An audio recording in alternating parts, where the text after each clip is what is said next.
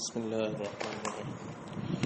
قوله هذا الدليل مبني على حدوث النفس. أقول قد يتوهم عدم ابتنائه عليه لأن الناظر لتحصيل المطلوب إذا توجه إليه فلا بد أن يحصل عنده بعدما قصد إليه وقبل أن يحصل له جميع ما يتوقف عليه من العلوم والإدراكات، وذلك زمان متناهٍ يمتنع أن يحصل فيه أمور غير متناهية وفساده ظاهر، لأن حصول المطلوب بطريق التسلسل يستلزم أن يكون تلك الأمور حاصلة له في نفسه ولو كانت متعاقبة في أزمنة غير متناهية. وأما إذا توجه إلى تحصيل المطلوب بالنظر فلا يجب عليه إلا ملاحظة ما هو مباد قريبة له ليتمكن من النظر، وأما ملاحظة المباد البعيدة فلا. نعم، يجب أن يكون قد حصل له قبل ذلك تلك المباد البعيدة والأفكار الواقعة فيها ليتصور حصول المباد القريبة له هذا. ولولا أن يقال ليس جميع التصورات والتصديقات نظريا، لأن بعض التصورات كتصور الحرارة والبرودة وأمثالهما، وبعض التصديقات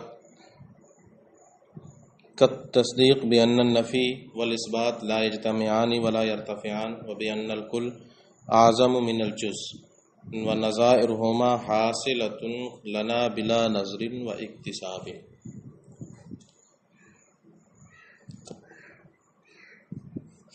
عزیز طلبہ، السلام علیکم ورحمۃ اللہ وبرکاتہ. قطبی میں جہاں یہ پڑھایا گیا کہ اگر تمام تصورات اور تصدیقات نظری ہوتے تو دور اور تسلسل لازم آتا، دور اور تسلسل محال، لہذا تمام کا نظری ہونا بھی محال ہے. پھر ہر ایک کی الگ الگ وضاحت کی تھی کہ دور کے طریقے پر نظری کو حاصل کرنا کیوں محال تھا، اور پھر بتایا تھا تسلسل کے طریقے پر حاصل کرنا کیوں محال تھا. تسلسل کے طریقے پر بتایا تھا کہ اگر تسلسل کے طریقے پر نظریات کو حاصل کیا جائے گا تو امور غیر متناہیہ کا استحضار لازم آئے گا، یعنی علم مطلوب کا حصول امور غیر متناہیہ کے استحضار پر موقوف ہوگا. اس پر ایک اعتراض ہوا تھا کہ امور غیر متناہیہ کے استحضار سے آپ کی کیا مراد ہے؟ دفعتاً واحدہ، یعنی امور غیر متناہیہ کو حاضر کرنا بیک وقت ہی ہوگا یا زمانے غیر متناہی میں؟ دوسری والی صورت پہ کہا تھا کہ اگر آپ یہ مراد لیتے ہیں کہ امور غیر متناہیہ کو زمانے غیر متناہیہ میں حاصل کرنا لازم آئے گا تو کہتے ہیں کہ یہ محال نہیں. اگر نفس قدیم ہو تو زمانے غیر متناہی میں غیر متناہی امور کو وہ ذہن میں حاصل کر سکتا ہے، یہ کہا تھا. تو اس کے جواب یہ دیا گیا تھا کہ ہماری جو دلیل ہے کہ تمام تصورات اور تصدیقات نظری ہوتے تو تسلسل کے طریقے پر محال ہوتا، یہ نفس کے حادث ہونے پر موقوف ہے. یعنی ہمارے نزدیک نفس کیا ہے؟ حادث ہے، اور نفس حادث زمانہ غیر متناہی میں بھی امور غیر متناہیہ کو حاصل نہیں کر سکتا. یہ دلیل دی تھی. اب یہاں پر آؤ، یہاں علامہ تفتازانی کا ایک کمزور قول بیان کرنا مقصود ہے. علامہ تفتازانی یہ کہتے ہیں کہ یہ جو کہا آپ نے کہ آپ کی دلیل نفس کے حادث ہونے پر موقوف ہے، کہ نفس حادث ہے اس لیے زمانہ غیر متناہی میں بھی وہ امور غیر متناہیہ کو حاصل نہیں کر سکتا، ان کا استحضار نہیں کر سکتا. یہ کہتے ہیں کہ اگر نفس قدیم بھی ہو تب بھی امور غیر متناہیہ کا استحضار وہ نہیں کر سکتا. یہ کہنے کا مقصد کیوں؟ کہتے ہیں اس لیے کہ جب کوئی بھی غور و فکر کرنے والا، نظر کرنے والا مطلوب کی طرف توجہ کرے گا، جو چیز حاصل کرنا چاہ رہا ہے، جو نظری تصور یا تصدیق، اس مطلوب کی طرف نظر غور و فکر کرنا شروع کرے گا تو اس سے پہلے اس کے لیے ضروری ہے کہ وہ ساری چیزیں، سارے علوم ادراکات اسے معلوم ہو جن پر اس علم مطلوب کا حاصل کرنا موقوف ہے. جس کو وہ حاصل کرنا چاہ رہا ہے، مثلا میں اس کو حاصل کرنا چاہ رہا ہوں غور و فکر کے ذریعے، تو اس سے جاننے سے پہلے جتنی چیزیں اس کو جاننے کے لیے موقوف علیہ ہیں ان سب کا ذہن میں ہونا کیا ہے؟ ضروری ہے. یہ کیا ہے؟ اتنا ضروری ہے. تو جب ان کا پہلے سے ہونا ضروری ہے تو کہتے ہیں کہ قصد کرنے کے بعد یعنی مطلوب کی طرف توجہ کرنے کے بعد اور حاصل کرنے سے پہلے کے بیچ میں کا جو زمانہ ہے وہ متناہی ہے کہ نہیں متناہی؟ ابھی میں نے اس کی طرف توجہ کی، ٹھیک ہے، اور ابھی حاصل نہیں ہوا، ابھی بس میں نے اس کو حاصل کرنے کی توجہ کی ہے، یہ اتنا زمانہ متناہی ہے کہ نہیں متناہی ہے؟ اور اس متناہی زمانے میں ما قبل کی سارے موقوف علیہ اس کو معلوم ہو جائیں، یہ محال بات ہے کہ نہیں محال بات ہے؟ بھائی اس کو حاصل کرنے کے لیے جتنی چیزیں موقوف علیہ ہیں ان کا پہلے سے جاننا ضروری ہے نا. اب میں نے مثال کے طور پر ایک چیز کو حاصل کرنے کے لیے 8:10 پر غور کیا، توجہ کی، 8:10 پر میں نے توجہ کی.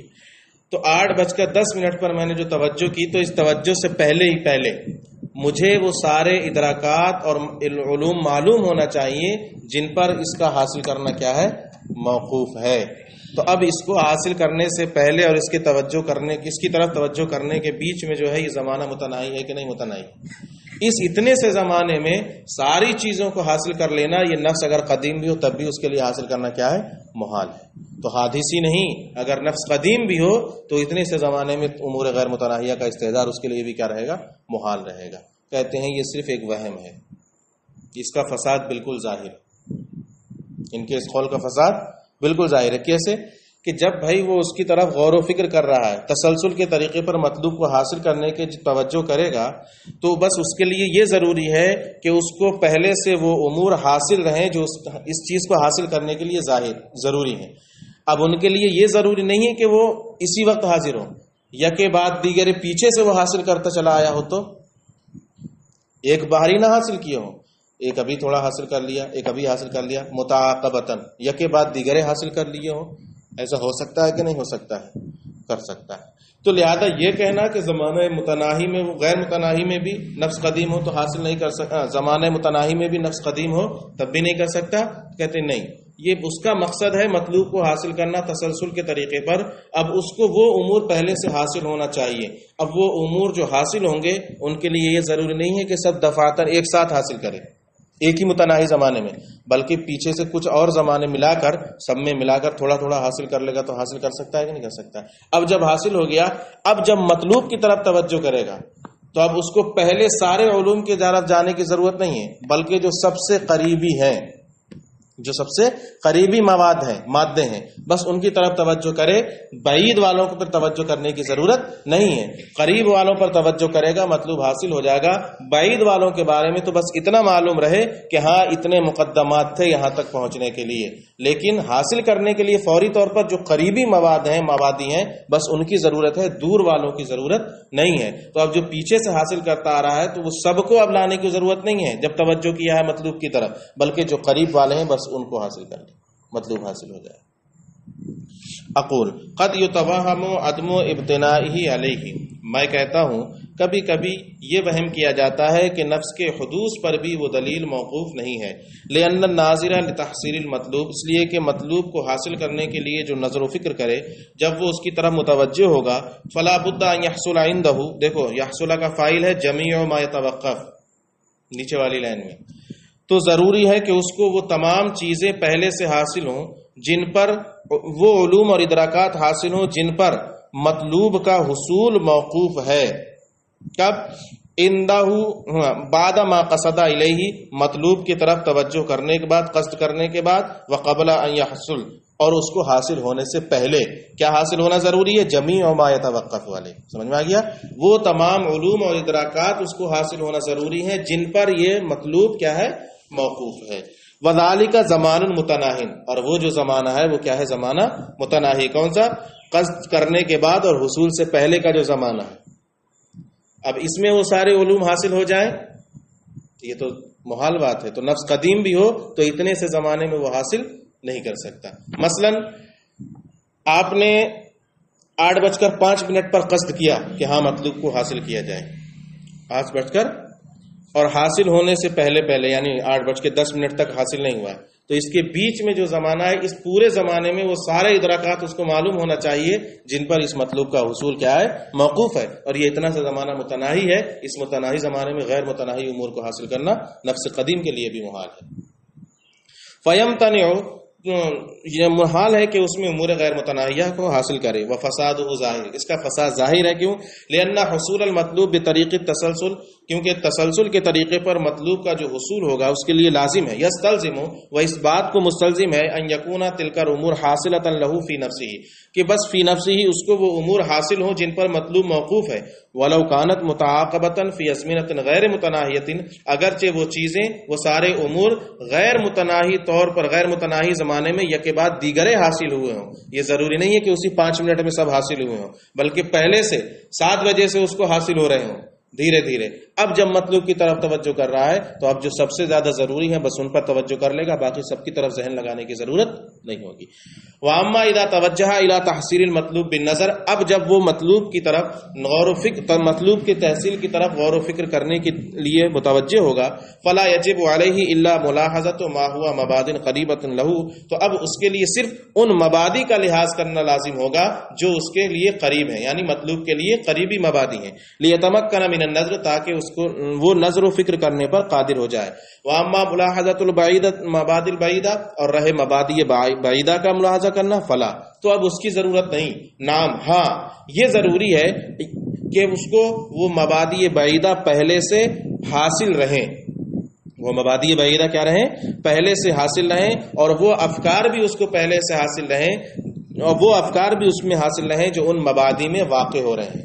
الواقعہ فیہا، جو ان مبادی میں غور و فکر، مبادی ہی میں تو واقع ہوں گے، علوم ہی میں تو غور و فکر کریں گے آپ، تو بس اس کے لیے ضروری ہے کہ وہ مبادی بعیدہ اس کو پہلے سے حاصل رہیں، اور وہ افکار بھی اس کے پاس محفوظ ہوں جو اس میں جاری ہوئے، واقع ہوئے. کیوں؟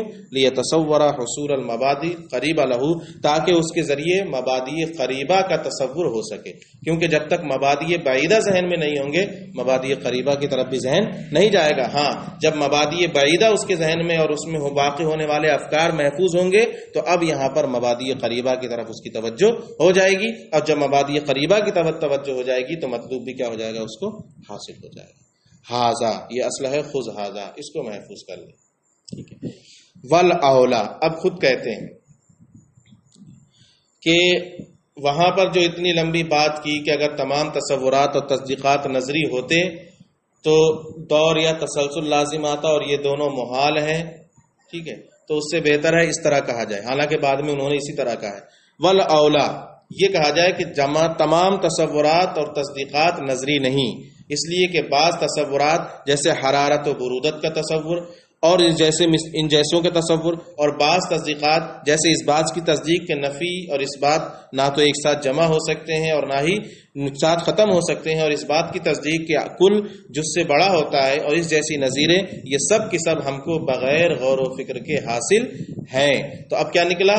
جو چیز قطبی میں بعد میں آئی دوسرے قال میں، کہ نہ ہی تمام تصورات اور تصدیقات نظری ہیں اور نہ ہی بدیہی، بلکہ بعض نظری بعض بدیہی، اسی چیز کو یہاں پر کہہ رہے ہیں. کیونکہ یہ بات ابھی پہلے والے قال کی چل رہی ہے نا، تو اس کو یہی انہوں نے کی. اس طرح کہہ دیا جائے کہ تمام تصورات نظری نہیں اور نہ ہی تمام تصدیقات نظری ہیں. کیوں؟ کیونکہ کچھ ہم کو بغیر غور و فکر کے حاصل ہیں. ہم کو معلوم ہے کہ گرم کیا چیز ہے، ٹھنڈی کیا چیز ہے، اس میں کسی چیز کی ضرورت نہیں ہوتی. ایسے ہی ہمیں یہ بھی معلوم ہے کہ نفی اور اس بات ایک ساتھ کبھی جمع نہیں ہو سکتے. ہم یہ بھی جانتے ہیں کہ کل جز سے بڑا ہوتا ہے، اس میں کسی نظر و فکر کی ضرورت نہیں. تو سمجھ میں آیا کہ بعض نظری ہیں اور بعض بدیہی ہے. یہی تو کہیں گے اگلے والے قال میں، تو اس کو انہوں نے یہاں پہلے ہی بیان کر دیا. قولہ، اب یہ آسان بات ہو گئی. اما ان یکون جمیع تصورات و تصدیقات، خطبی کے اندر یہ پڑھا تھا، قال آیا تھا کہ اب یا تو تمام تصورات اور تصدیقات بدیہی ہوں گے، یا تمام تصورات اور تصدیقات نظری ہوں گے، یا بعض بدیہی ہوں گے اور بعض نظری ہوں گے. 3 صورتیں نکالی تھیں، پہلی تو باطل ہو گئی تھی، تیسری صورت کیا ہو گئی تھی؟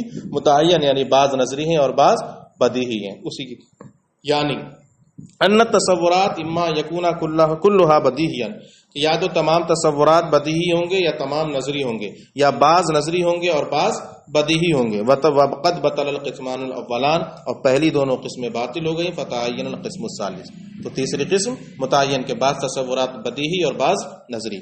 وکذالک حال التصدیق، تصدیقات، یہی حال تصدیقات کا ہے کہ تمام تصدیقات یا تو بدیہی ہوں گے یا تمام کے تمام کیا ہوں گے، نظری ہوں گے، یا بعض بدیہی ہوں گے اور بعض نظری ہوں گے. پہلی دونوں قسمیں باطل، تیسری قسم کیا ہو گئی، متعین ہو گئی.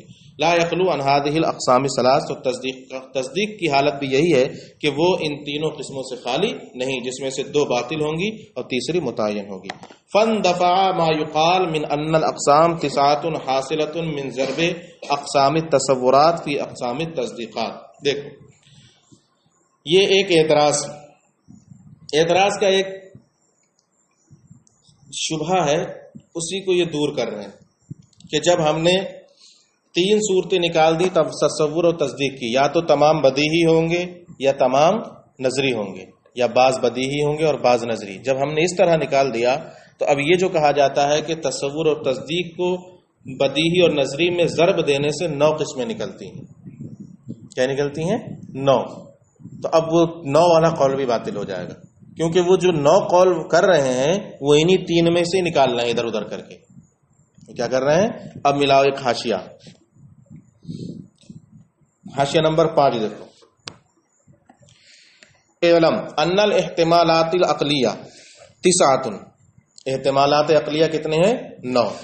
الاول ان یکون جمیع تصورات و تصدیقات بدیہیا، پہلی صورت تمام تصورات اور تصدیقات کیا ہوں؟ بدیہی ہوں. ایک ہو گیا. والثانی ان یکون جمیعها نظریا، دوسری صورت یہ ہے کہ تمام کے تمام کیا ہوں؟ نظری ہوں. والثالث ان یکون التصورات كلها بدیہیۃ والتصدیقات بعضها بدیہیہ و بعضها نظریہ، کہ تصورات سب کے سب نظری ہوں اور تصدیقات، اچھا تیسری تصورات سب کے سب بدیہی ہوں اور تصدیقات بعض نظری اور بعض بدیہی. چوتھی تصدیقات سب کے سب بدیہی، بالکل اس کا الٹا، تصدیقات سب کے سب کیا ہوں؟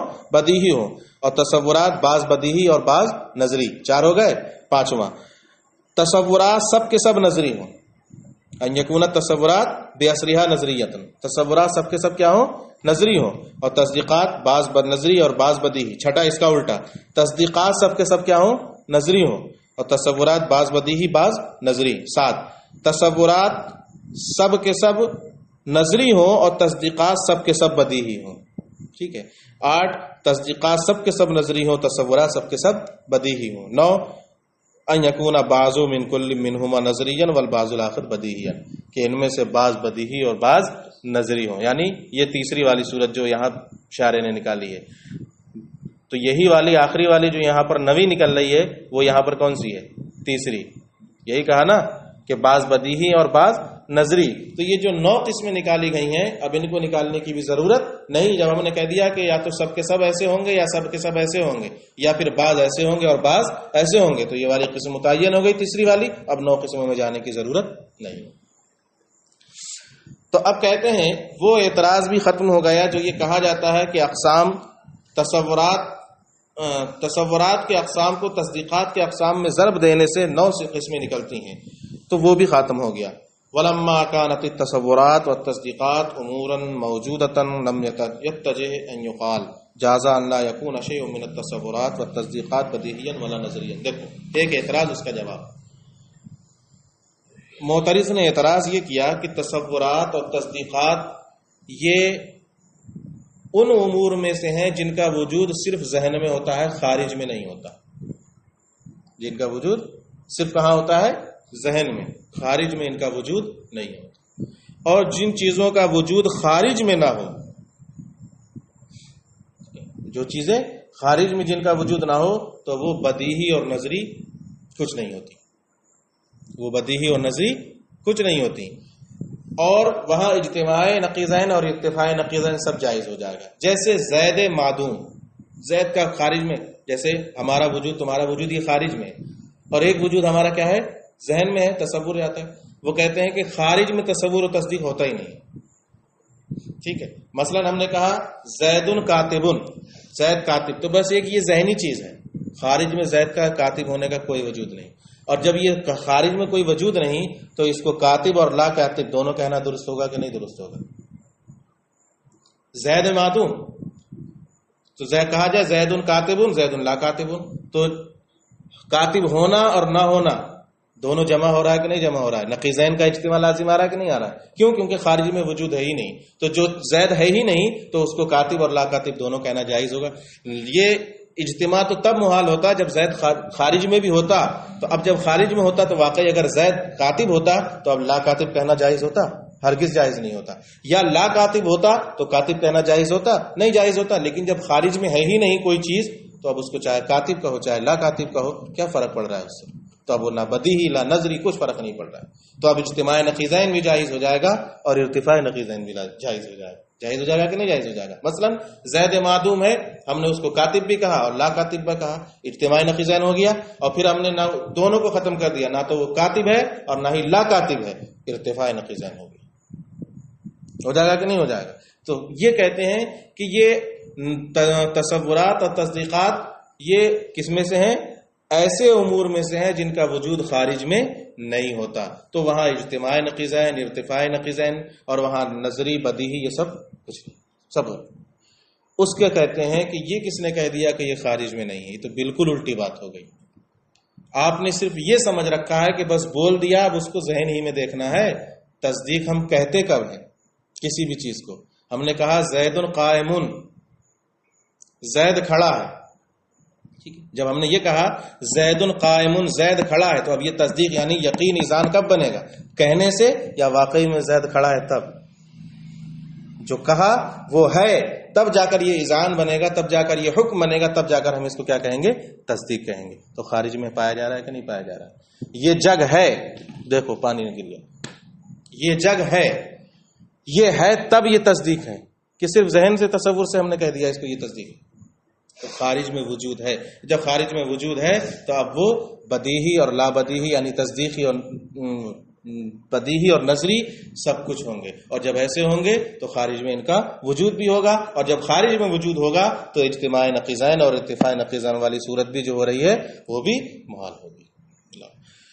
کہتے ہیں ولما كانت التصورات والتصدیقات امورا موجودة لم يتجه ان يقال جاز، جب تمام تصورات اور تصدیقات ایسے امور ہیں جو خارج میں موجود ہیں تو اب یہ اعتراض ان کی طرح متوجہ نہیں ہوگا کہ یہ کہا جائے کہ لا جاز ان لا يكون شيء من التصورات والتصدیقات بدیہیا ولا نظریا، کہ ایسا ہو سکتا ہے کہ تصورات اور تصدیقات میں سے کچھ بھی نہ تو بدیہی ہو اور نہ ہی نظری۔ یہ نظری لا بدیہی کے معنی میں، بدیہی سے الٹا نظری یعنی لا بدیہی۔ فَإِنَّ النَّظْرِ بِمَعْنَى لا بدیہی، تو یہ نظری لا بدیہی کے معنی میں، یا تو نہ تو بدیہی ہو اور نہ ہی لا بدیہی ہو، یعنی نہ تو کاتب ہو اور نہ ہی لا کاتب۔ وجازہ، اور یہ بھی ہو سکتا ہے کہ تصورات اور تصدیقات میں سے کچھ بھی نہ تو بدیہی ہو اور نہ ہی لا بدیہی ہو، جیسے زید معدوم، جیسے زید معدوم فَإِنَّهُ لَيْسَ كَاتِبًا وَلَا لَا كَاتِبًا، کیونکہ نہ تو وہ کاتب ہے اور نہ ہی لا کاتب ہے، تو اجتماع نقیضین بھی ہو سکتا ہے اور ارتفاع نقیضین بھی ہو سکتا ہے۔ لیکن اس کا جواب آپ نے سن لیا کہ ایسا ہو ہی نہیں سکتا کہ یہ چیزیں خارج میں موجود نہ ہو، بلکہ یہ خارج میں موجود ہیں، اور جب خارج میں موجود ہیں تو نہ تو اجتماع نقیضین ہو سکتا ہے اور نہ ہی ارتفاع نقیضین ہو سکتا ہے، اور ان میں سے تصدیق بدیہی بھی ہوں گے اور نظری بھی ہوں گے، سب کچھ ہوں گے۔